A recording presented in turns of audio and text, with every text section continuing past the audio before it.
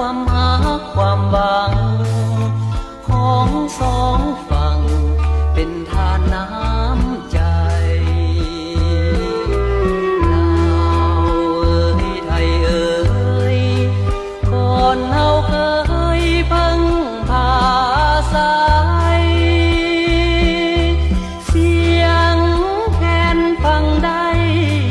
ปากเว้าเข้าใจเลื่อมใสไมตรีคนละฝั่ง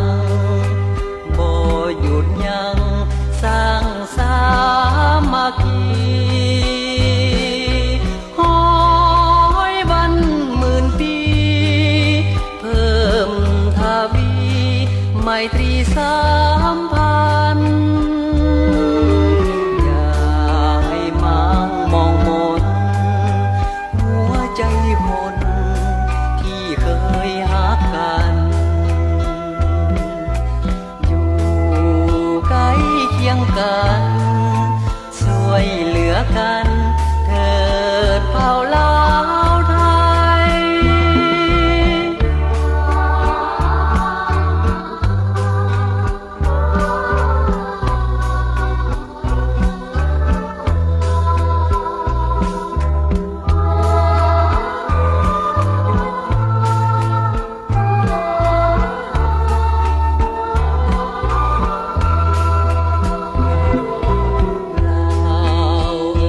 ไทยเอ่ยก่อนเฮาเคยพังพาอาศัยเสียงแคนฟังได้ปากเว้าเข้าใจเลื่อมใสไมตรีคนละฝั่งบ่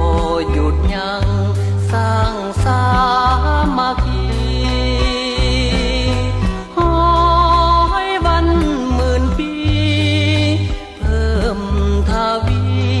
ไมตรีสามพันอย่าให้มังมองมน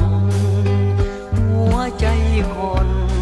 ที่เคยหักกันอยู่